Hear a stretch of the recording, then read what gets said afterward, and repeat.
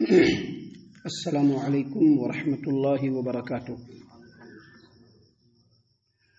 اعوذ باللہ السمیع العلیم من الشیطان الرجیم من حمزہ ونفخہ ونفثہ۔ بسم اللہ الرحمن الرحیم۔ سورۃ انزلناها وفرضناها وانزلنا فیها آیات بینات لعلکم تذکرون۔ الزانیۃ والزانی فاجلدوا کل واحد منہما 100 جلدہ ولا تأخذکم بہما رأفۃ فی دین اللہ ان کنتم تؤمنون باللہ والیوم الآخر ولیشہد عذابہما طائفۃ من المؤمنین۔ محترم سامعین کرام، سورۃ النور سورہ نمبر 24 اور اسی سورت سے آیت نمبر 1 اور 2 آپ کے سامنے ابھی تلاوت کی گئی۔ سامعین کرام، ان دونوں آیتوں کے تعلق سے گفتگو کل بھی آپ کے سامنے پیش کی گئی تھی اور بتلایا گیا تھا کہ یہ سورۃ کریمہ بہت اہم ہے، بہت خاص ہے، اور اس کے اندر جو احکام بیان کیے گئے ہیں وہ خالص مسلم سماج و معاشرے کی امن اور سکون کے لیے۔ اس سورۃ کریمہ کے اندر جو قانون ہے، اللہ تبارک و تعالیٰ نے اس کو بہت ہی اہمیت کے ساتھ نازل فرمایا ہے، جس کو سننا اور سن کر کے اس پر دھیان رکھنا اور اس کے مطابق سماج و معاشرے میں عمل کرنا یہ مسلمانوں کے لیے ضروری ہے۔ کل کے درس میں ہم نے بتلایا تھا کہ اگر کسی اسلامی سماج و معاشرے کے اندر، کسی بھی اسلامی سماج و معاشرے کے اندر اگر کوئی مرد یا عورت بدکاری کر لے، تو مرد یا عورت اگر شادی شدہ نہیں ہے تو اس کو 100 کوڑے لگائے جائیں گے اور 1 سال کے لیے جلا وطن کیا جائے گا۔ لیکن مرد یا عورت اگر شادی شدہ ہیں تو پھر ان کی سزا جو ہے وہ رجم کرنے، یعنی پتھر سے مار کر کے سنسار کر دینا۔ لیکن یہاں پر کسی بھی مسلمان کے اوپر جو حد نافذ ہوگا، ابھی حد نافذ ہوتا ہے، جیسے شادی شدہ مرد یا عورت میں جو ہے بدکاری کی تو اب اس کو رجم کرنا ہے، یا پھر کنوارے مرد یا عورت نے بدکاری کی تو اس کو 100 کوڑے لگانا ہے اور 1 سال کی جلا وطنی ہے۔ یا پھر اسی طرح سے کوئی مسلمان اگر چوری کر لے تو اس کی سزا کیا ہے؟ ہاتھ کاٹنا ہے۔ یا کوئی انسان چوری کر لے تو اسلام میں اس کی سزا ہاتھ کاٹنا ہے۔ کوئی آدمی اگر شراب پی لے تو اس کو 40 کوڑے مارنے ہیں۔ تو اس کے تعلق سے سب سے پہلے یاد رکھیے کہ 2 شرط کا پایا جانا ایک دم ضروری ہے۔ 2 شرط کا پایا جانا۔ پہلی شرط یہ کہ یہ جو حد لگائی جائے گی، کسی بھی مجرم کے اوپر جو حد لگایا جائے گا، مثلا زناکار اگر مرد و عورت ہے اور وہ شادی شدہ نہیں، اس کے اوپر 100 کوڑے لگائے جائیں گے اور اس کو 1 سال کے لیے تڑی پار کیا جائے گا، یا شادی شدہ ہے تو اس کو سنسار کیا جائے گا، یا چور کا ہاتھ کاٹا جائے گا۔ یہ جو حد جو لگایا جائے گا اس کے لیے پہلی شرط یہ ہے کہ اسلامی حکومت کا ہونا ضروری ہے، اسلامی حاکم کا ہونا ضروری ہے، خلیفہ وقت کا ہونا ضروری ہے۔ اگر خلیفہ وقت نہیں ہے تو وہاں پر یہ قانون نافذ نہیں ہوگا، کیونکہ کسی بھی اسلامی قانون کو نافذ کرنے کے لیے ضروری ہے کہ وہاں پر اسلامی حکومت ہو، اسلامی مملکت ہو اور اسلامی حاکم ہو جو اسلام کے حکم کو لوگوں پر نافذ کرنے کی پوری طاقت اور اختیار رکھتا ہو۔ یہ پہلی شرط ہے۔ اور دوسری شرط یہ ہے کہ کوئی بھی حد اسی وقت نافذ ہوگا جب یا تو جرم اس کے اوپر ثابت ہو جائے، اور جرم ثابت ہونے کے لیے گواہوں کا ہونا ضروری ہے۔ ایسا گواہ ہو جس نے دیکھا ہو کہ اس نے یہ جرم کیا ہے، ایسا گواہ ہو جس نے یہ دیکھا ہو کہ اس نے جرم کیا ہے، پہلی بات۔ اور دوسری بات، اگر گواہ نہیں ہے تو مجرم خود اعتراف کرے کہ ہاں ہم سے یہ جرم ہوا ہے، تب جا کر کے اس کے اوپر حد نافذ ہوگا، وگرنہ حد نافذ نہیں ہو سکتا ہے۔ دیکھیے اللہ تبارک و تعالیٰ نے فرمایا الزانیۃ والزانی فاجلدوا کل واحد منہما 100 جلدہ۔ اگر بدکار مرد یا عورت اگر اس کا جرم ثابت ہو جائے تو دونوں میں سے ہر ایک کو 100 کوڑے لگائے جائیں گے۔ یہاں پر 100 کوڑے لگانے کا حکم ہے، لیکن نبی کریم صلی اللہ علیہ وسلم نے اس آیت کریمہ کے اس ٹکڑے کی تفسیر کرتے ہوئے کہا کہ اگر کوئی مرد یا عورت اگر وہ شادی شدہ نہیں ہے اور اس سے بدکاری ہو گئی اور اس کا جرم ثابت ہو گیا تو اس کو 100 کوڑے لگائے جائیں گے اور 1 سال کے لیے اپنے جگہ سے اس کو جلا وطن ہونا پڑے گا۔ اگر زناکاری کرنے والے، بدکاری کرنے والے مرد یا عورت اگر شادی شدہ ہو تو ان کو سنسار کر دیا جائے گا۔ یہ بتلایا اللہ کے رسول صلی اللہ علیہ وسلم نے۔ آگے اللہ تبارک و تعالیٰ نے فرمایا وَلَا تَأْخُذْكُمْ بِهِمَا رَأْفَةٌ فِي دِينِ اللَّهِ، اور اللہ کے دین میں اس معاملے میں ان دونوں کے اوپر ترس نہ کھایا جائے۔ یعنی اگر جرم ثابت ہو جائے یا مجرم آ کر کے اعتراف کر لے حاکم وقت کے پاس، تو اب حاکم وقت کے لیے ضروری ہے کہ وہ ہر حال میں حد کو لگائے ہو۔ یہاں پر جو کہا ترس نہ کھایا جائے، اس کا مطلب یہ نہیں ہے کہ حد لگاتے وقت دل میں نرمی نہیں، نرمی ہونا چاہیے۔ ابھی جانور ہم لوگ ذبح کرتے ہیں نا، جانور ذبح کرتے ہیں کہ نہیں؟ ابھی بقرعید آئے گا، سب لوگ جانور ذبح کریں گے، تو جانور کو ذبح کرتے وقت دل میں رحم ہوتا ہے،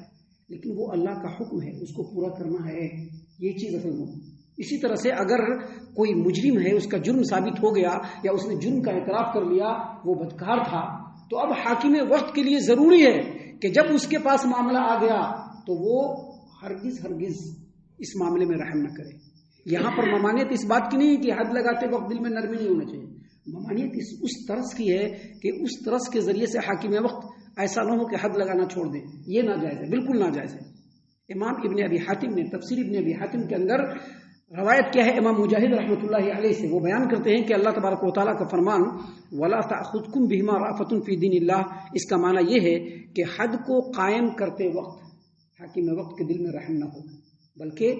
اگر حد اس کے پاس آ جائے، اگر جرم آ جائے، مجرم آ جائے، تو ہر حال میں وہ حد لگائے، یہ ضروری ہے۔ سنن ابی داؤد کتاب الحدود حدیث نمبر 4376 پر روایت ہے، نبی کریم صلی اللہ علیہ وسلم نے فرمایا تعافوا الحدود فیما بینکم، دیکھو اگر تمہارے سماج و معاشرے میں کوئی جرم ہو جائے، مثلا کوئی بدکاری کر لے یا کوئی اس طرح کا کام کر لے یا چوری کر لے، تو تم لوگ ایک دوسرے کو معاف کر دو، نو پرابلم، لیکن اگر وہ معاملہ میرے پاس آ گیا تو پھر میں حد لگاؤں گا، کیونکہ شریعت کے حکم میں کسی بھی طرح کی کوئی نرمی نہیں برتی جائے گی۔ سامعین کرام، آگے اللہ تبارک و تعالیٰ نے مزید تاکید کرتے ہوئے کہا ان کنتم تؤمنون باللہ والیوم الاخر، اگر تم لوگ اللہ پر اور آخرت پر ایمان رکھتے ہو تو اسلامی سماج و معاشرے میں اگر جرم ہو تو اس کی سزا ہونی چاہیے، اور یہ سزا جیسا کہ میں نے بتلایا ابھی تھوڑی دیر پہلے کہ سزا کب ملے گی، حد کب ملے گا،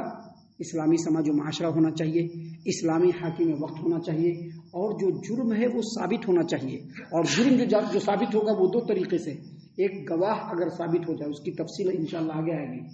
گواہ ثابت ہو جانا چاہیے کہ ہاں گواہ نے جو ہے بالکل دیکھا ہے اس کو جرم کرتے ہوئے، اور اگر گواہ نے نہیں دیکھا ہے تو جس نے جرم کیا ہے وہ اللہ تبارک و تعالیٰ سے ڈرتے ہوئے حاکم وقت کے پاس آ کر کے اعتراف کر لے کہ اللہ کے رسول صلی اللہ علیہ وسلم مجھ سے یہ جرم ہوا ہے، مجھ کو پاک کر دیجئے، تو اس وقت اللہ تبارک و تعالیٰ نے فرمایا کہ اگر تم اللہ پر اور آخرت پر ایمان رکھتے ہو، اگر تم اللہ پر اور آخرت پر ایمان رکھتے ہو تو حد ضرور قائم ہونا چاہیے۔ سامعین کرام، اس کے بعد اللہ تبارک و تعالیٰ نے مزید قانون بیان کرتے ہوئے کہا وَلْيَشْهَدْ عَذَابَهُمَا طَائِفَةٌ مِّنَ الْمُؤْمِنِينَ، اور چاہیے کہ دونوں کو سزا دیتے وقت مومنوں کی ایک جماعت موجود ہونی چاہیے۔ جو لوگ سعودی عرب میں رہ کے آئے ہیں ان لوگوں کو اچھی طریقے سے معلومات ہو کہ جب وہاں پر کوئی زانی پکڑا جاتا ہے تو اس کو پھانسی لگانے کے لیے بالکل بلدیہ چوک پہ لایا جاتا ہے نا، بلدیہ چوک پر اس کا انتظام ہوتا ہے، سارے لوگوں میں اناؤنسمنٹ ہوتا ہے، سارے کے سارے لوگ آتے ہیں، وہاں پر جمع ہوتے ہیں، اور اس کے درمیان میں اس کو سزا دی جاتی ہے۔ یہ حکم سعودی عرب کا نہیں ہے، یہ حکم قرآن کریم کا ہے، یہ حکم اللہ تبارک و تعالیٰ، اللہ نے فرمایا وَلْيَشْهَدْ عَذَابَهُمَا طَائِفَةٌ مِّنَ الْمُؤْمِنِينَ، اور جب ان دونوں کو سزا دیا جائے تو اس وقت مومنوں کی ایک جماعت کا ہونا وہاں پر ضروری ہے۔ ایسا کیوں؟ ایسا اس لیے کہ جب یہ سزا دی جائے گی تو سماج و معاشرے کے اندر جو دوسرے لوگ ہوں گے وہ ایسا جرم کرنے سے باز آ جائیں گے۔ اس لیے لوگوں کی تنبیہ کے لیے، لوگوں کی عبرت کے لیے، لوگوں کے دل میں اسلام کے عظمت کو بٹھانے کے لیے کہ اگر کل مجھ سے یہ جرم ہو گیا تو مجھ کو بھی اسی معاملے سے دوچار ہونا پڑے گا، اس لیے اللہ تبارک و تعالیٰ نے فرمایا کہ وَلْيَشْهَدْ عَذَابَهُمَا طَائِفَةٌ مِّنَ الْمُؤْمِنِينَ۔ دیکھیے بعض لوگ کہتے ہیں کہ اسلام کا جو یہ حکم ہے بڑا سخت ہے، اتنا سخت نہیں ہونا چاہیے، لیکن مسئلہ یہ ہوتا ہے کہ جو لوگ چالاک ٹائپ کے ہوتے ہیں وہ سارا جرم پردے کے پیچھے کرتے ہیں۔ آپ جا کر کے بڑے بڑے ملکوں کے اندر دیکھیے، جیل خانوں کے اندر باضابطہ سیل ہوتا ہے، معمولی مجرم کے لیے الگ سیل ہوتا ہے، اور جو ذرا چھٹا ہوا مجرم ہوتا ہے اس کے لیے ایک ایسا سیل ہوتا ہے جس میں ایسی دردناک اذیت دی جاتی ہے، ایسا 3rd ڈگری دیا جاتا ہے کہ آپ سوچ نہیں سکتے، روح کانپ جائے گا۔ لیکن وہ کیا ہوتا ہے؟ پردے کے پیچھے کرتے ہیں، وہ پردے کے پیچھے کرتے ہیں، لیکن اٹھاتے ہیں انگلی اسلام کے اوپر، حالانکہ جس زمانے میں یہ آیات نازل ہوئی اور اس زمانے میں ان حکموں کا جب سماج و معاشرے کے اوپر نافذ کیا گیا تو جرم آٹومیٹکلی اس کا گراف جو تھا وہ دھیرے دھیرے گھٹ گیا۔ آج کے اس گئے گزرے دور میں بھی یہ جو حکم ہے صرف پورے دنیا میں ایک ہی جگہ لاگو ہوتا ہے۔ کہاں لاگو ہوتا ہے؟ صرف سعودی عرب میں، دوسرے جگہ پہ لاگو نہیں ہوتا ہے، صرف سعودی عرب میں لاگو ہوتا ہے۔ اور آپ اگر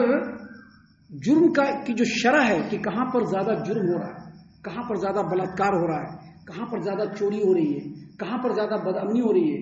اگر اس کا سروے آپ دیکھیں گے گورنمنٹ اور سرکار کے حساب سے، پورے UNO جو پورا یونائٹڈ جو ہے، پورا انڈیا پورے ملک کا جو یونائٹڈ ہے، اس کا جو سروے جو ہر سال جاری ہوتا ہے، اس سروے کو اگر آج بھی دیکھیں گے تو آپ کو پتا چلے گا کہ سب سے کم جرم سعودی عرب کے اندر ہوتا ہے، سب سے کم جرم، سب سے کم بدکاری سعودی عرب کے اندر ہوتا ہے، سب سے کم عورتوں کو جو پرتاڑت کیا جاتا ہے وہ سعودی عرب کے اندر ہوتا ہے، سب سے کم جو چوری ہوتی ہے وہ سعودی عرب کے اندر ہوتی ہے۔ کیوں؟ کیونکہ وہاں پر یہی اسلامی حکم نافذ ہے، اور اسلامی حکم کو نافذ کرنے کا اصل مقصد جو طریقہ بتلایا گیا ہے، اگر اس طریقے کو فالو کر کے اسلامی حکم کو اگر اسلامی حد کو اگر لوگوں پر نافذ کیا جائے تو آٹومیٹکلی دوسرے لوگوں کو بھی دل میں ڈر بیٹھے گا کہ اگر ہم نے ایسا کیا تو ہمارے ساتھ بھی ایسا ہو سکتا ہے۔ تو یہ اسلامی حکم ہے جو اللہ تبارک و تعالیٰ نے یہاں پر بیان فرمایا ہے۔ ابھی آگے اور بھی باتیں ہیں جو اللہ تبارک و تعالیٰ نے حد اور حکم کے طور پر نازل فرمائے ہیں، جس کو انشاءاللہ کل اور کل کے بعد کے درسوں میں ہم آپ کے سامنے پیش کرنے والے ہیں۔ ہم اللہ سے دعا کرتے ہیں کہ اللہ تعالیٰ ہم تمام کو ان باتوں پر خوب غور و فکر اور تدبر کرنے کے ساتھ ساتھ ان باتوں پر عمل کرنے کی بھی توفیق عنایت فرمائے، آمین۔ اللہ تعالیٰ ہم تمام کو صحیح معنوں میں پکا سچا مومن مسلمان بنائے، اللہ اور اس کے رسول صلی اللہ علیہ وسلم کی اطاعت و فرما برداری کرنے والا بنائے، صحابہ کرام رضی اللہ عنہم کے طریقے پر چلنے والا بنائے، جنت الفردوس میں جگہ عطا فرمائے۔ اے اللہ ہم تمام کو جہنم سے پناہ دے،